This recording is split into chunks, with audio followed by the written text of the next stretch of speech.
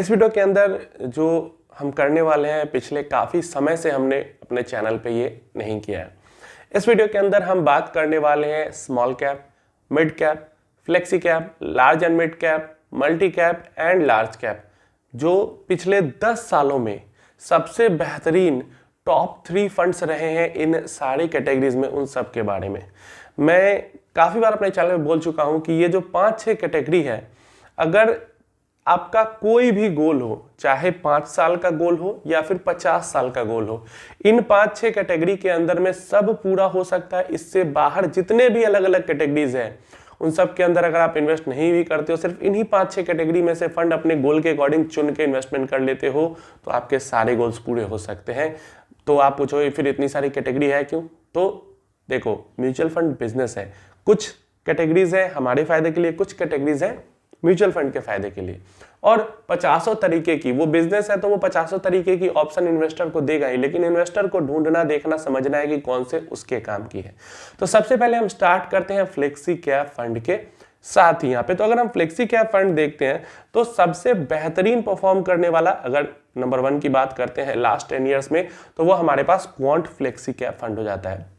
इसने last 10 years में 23.91% के रिटर्न दिए हैं, लास्ट 5 ईयर्स में 30.45% के रिटर्न दिए हैं, लास्ट 3 ईयर्स में 33% के रिटर्न है, एंड लास्ट 1 ईयर में 63.7 ऑलमोस्ट 64% के रिटर्न इसने बना के दिए हैं। कैटेगरी वाइज रैंकिंग भी देखते हैं तो क्वांट फ्लेक्सी कैप फंड की लास्ट 1 ईयर में 2 सेकेंड नंबर पे है, लास्ट 3 ईयर में 1 नंबर पे है, लास्ट 5 ईयर में 1 नंबर पे है, लास्ट 10 ईयर में 1 नंबर पे है। सेकेंड नंबर पे हमारे पास आ जाता है जेएम फ्लेक्सी कैप फंड। ये इस स्कीम ने लास्ट 10 ईयर्स में ऑलमोस्ट 20% के पास का रिटर्न दिया है, 5 ईयर्स में भी ऑलमोस्ट 23% का रिटर्न है, 3 ईयर्स में 27% का रिटर्न है, एंड 1 ईयर में 61% का रिटर्न दिया है। यहाँ पे अगर हम देखते हैं तो रैंकिंग भी अगर देखते हैं तो 10 ईयर्स में सेकंड नंबर पे है, 5 ईयर्स में भी सेकंड नंबर पे है, 3 ईयर्स में थर्ड नंबर पे एंड 1 ईयर में भी थर्ड नंबर पे है अपनी कैटेगरी वाइज। तो long term to short term performance यहाँ पे काफी अच्छी हमें देखने को मिल जाती है। Then Parag Parikh flexi cap fund third number पे यहाँ पे हम आ जाता है हमारे पास। 10 ईयर्स में 19.3% का रिटर्न है और थर्ड नंबर पे है ये। 5 ईयर में भी थर्ड नंबर पे है, 23% का ऑलमोस्ट रिटर्न है। 3 ईयर में 6th नंबर पे है, 22.6% का रिटर्न है, एंड 1 ईयर में 18 नंबर पे एंड 41% के अप्रॉक्स रिटर्न्स हैं।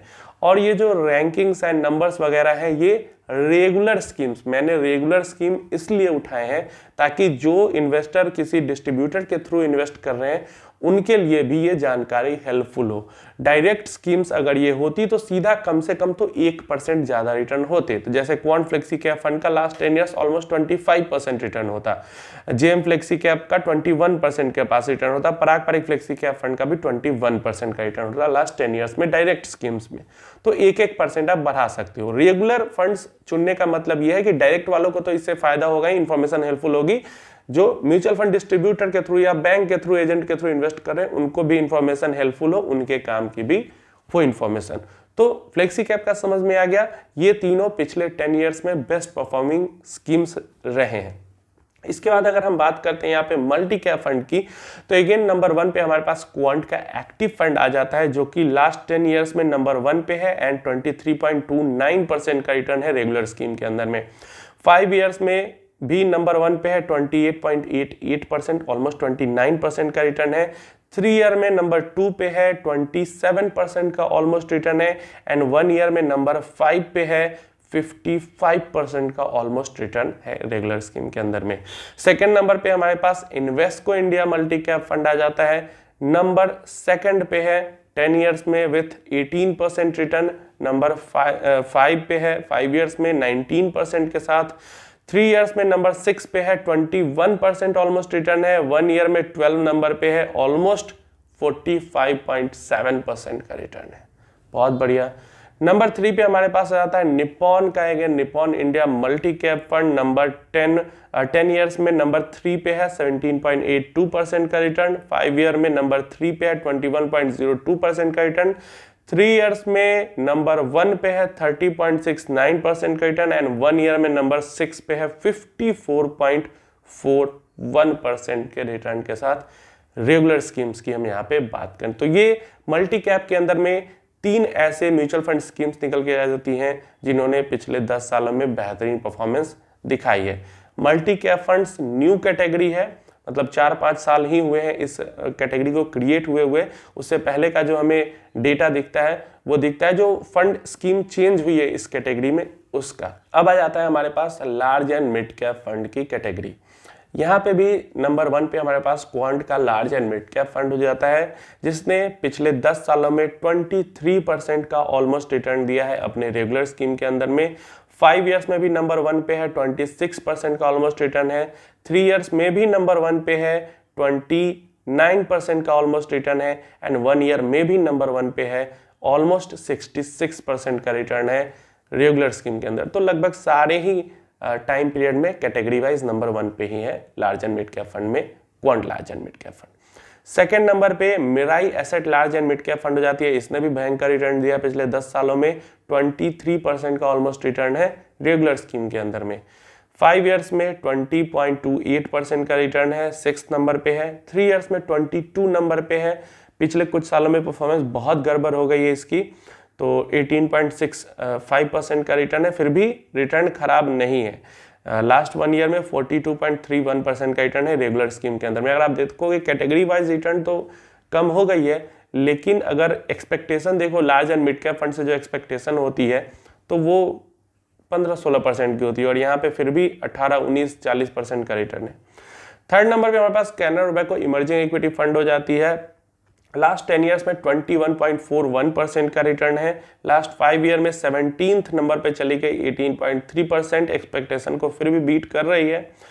इसका 3 इयर्स में 23 नंबर पे है, फिर भी 18.29% का रिटर्न है। 1 ईयर में 23 नंबर पे है, 38.2% का रिटर्न यहाँ पे निकाल के दे रही है। तो रिटर्न्स एक्सपेक्टेशन से बेहतर है, लेकिन कैटेगरी वाइज जो रिटर्न्स हैं पिछले 2-3 सालों में वो कैनरा रोबेको की भी और मिराई एसेट दोनों की भी बहुत खराब हुई है। अगर हम बात करते हैं यहाँ पे लार्ज कैप स्कीम्स के कैटेगरी की, तो नंबर 1 पे यहाँ पे हमारे पास आ जाता है Nippon India large cap fund. क्योंकि क्वांट अगर रहता पुराना तो ये भी नंबर 1 पे रहता, लेकिन क्वांट ने लार्ज कैप फंड नया लॉन्च किया, तुरंत 1 साल भी हुआ होगा अभी बस। तो यहाँ पे Nippon India large cap fund हो जाता है 17.28% का रिटर्न। 5 इयर्स में 3rd नंबर पे है 17.9, ऑलमोस्ट 18% का रिटर्न। 3 इयर्स में नंबर 1 पे है 25% का रिटर्न। 1 ईयर में नंबर 4 पे है विथ 46% का रिटर्न। बहुत भयंकर रिटर्न है एक लार्ज कैप स्कीम के लिए। सेकंड नंबर पे 16.23% के साथ 10 इयर्स में आईसीआईसीआई का ब्लू चिप फंड है, लार्ज कैप फंड है। 5 इयर्स में भी ये सेकंड नंबर पे है 18% रिटर्न के साथ। 3 इयर्स में 3rd नंबर पे है 21.5% के साथ। एंड 1 ईयर में नंबर 6 पे है 42% के रिटर्न्स के साथ। यहाँ पे इसके बाद हमारे पास Mirae asset large cap fund हो जाता है 3rd नंबर पे, जो कि हो जाता है यहाँ पे 16% रिटर्न के साथ। 5 इयर्स में 14% के साथ नंबर 24 पे चला गया है। उसके बाद 3 इयर्स में 26 पे चला गया है 14% के साथ। 1 ईयर में सबसे वर्स्ट परफॉर्मिंग फंड है 32 नंबर पे है 26.49%। अगर हम देखें यहाँ पे तो एक लार्ज कैप फंड के अंदर जो एक्सपेक्टेशन हमारी होती है 13% के आसपास, 14% मैक्सिमम टू मैक्सिमम, तो वो एक्सपेक्टेशन ये बीट कर रहे हैं, भले ही कैटेगरी वाइज बहुत बुरा। मतलब मिराई एसेट ने तो बिल्कुल एकदम डुबा दिया है पिछले 2-3 सालों में हर स्कीम के अंदर में। इसके बाद हम बात कर लेते हैं मिड कैप फंड्स की। तो मिड कैप फंड्स की अगर बात करते हैं तो नंबर 1 पे हमारे पास आता है Motilal Oswal mid cap fund. 22.7 लगभग 23 अप्रॉक्स% रिटर्न बात कर सकते हैं हम। 5 इयर्स में नंबर 2nd पे है 26.5% के साथ। 3 ईयर में नंबर 1 पे है 35% के साथ। एंड 1 ईयर में भी नंबर 3rd पे है 65.2% के साथ। भयंकर। कोटक का मिड कैप फंड की अगर बात करते हैं 2nd नंबर पे है 22.38% के साथ 10 इयर्स में। 5 इयर्स में 9th नंबर पे है 22.66% के साथ। 3 इयर्स में 18th नंबर पे है 22%, अगेन यहाँ पे भी है। एंड 1 ईयर में बहुत पीछे चला गया है, second worst performing fund 28 number पे हो गया है 42.86%। तो शॉर्ट टर्म 1 साल 2 साल के रिटर्न के बेसिस पे हम वैसे भी कुछ डिसीजन नहीं लेते हैं। लॉन्ग टर्म परफॉर्मेंस बढ़िया होनी चाहिए, प्लस भाई 42% का रिटर्न सेकेंड वर्स्ट फंड ने मिड कैप कैटेगरी ने दिया है। समझ रहे हो टॉप परफॉर्मिंग कहाँ है। तो इसलिए इसको आपको उतना बुरा नहीं लेना है, क्योंकि 1 साल 2 साल में कुछ भी हो सकता है और लॉन्ग टर्म परफॉर्मेंस इसकी अभी भी बहुत बढ़िया है। और एक्सपेक्टेशन मिड कैप फंड से हमें 17-18% की होती है, तो 1 साल में 17-18 ना मिल के देखो, जैसे 3 साल में तो 22% मिला, 5 साल में भी 22% मिला, 10 साल में भी 22% मिला है कोटक मिड कैप में, रेगुलर प्लान में, वो भी डायरेक्ट में 23-24 जाएगा, और 1 साल में 42%। एक्सपेक्टेशन आराम से बीट हो रही है। थर्ड नंबर पे इडलवाइस मिड कैप फंड 22.36% रिटर्न के साथ, 5 ईयर्स में 24.87, 3 ईयर में 25.77, 6 नंबर पे है दोनों में, और लास्ट 1 ईयर में 14th नंबर पे चला गया 56.4% रिटर्न के साथ। अगर देखेंगे तो मिड कैप फंड में जो टॉप 3 फंड है लास्ट 10 ईयर्स में, सबके ही रिटर्न्स 22% प्लस हैं, बस पॉइंट्स में डिफरेंस है, जिस कारण से कोई 1 नंबर पे है, कोई 2 में, कोई 3 में, नहीं तो सबके 22% से ऊपर रिटर्न है मिड कैप फंड्स के लास्ट 10 ईयर्स में, टॉप 3 के। स्मॉल कैप फंड्स की बात करते हैं तो सबसे ऊपर हमारे पास Nippon India small cap fund आ जाता है विथ 27.02, 27% प्लस रिटर्न है रेगुलर स्कीम के अंदर में लास्ट 10 ईयर्स में।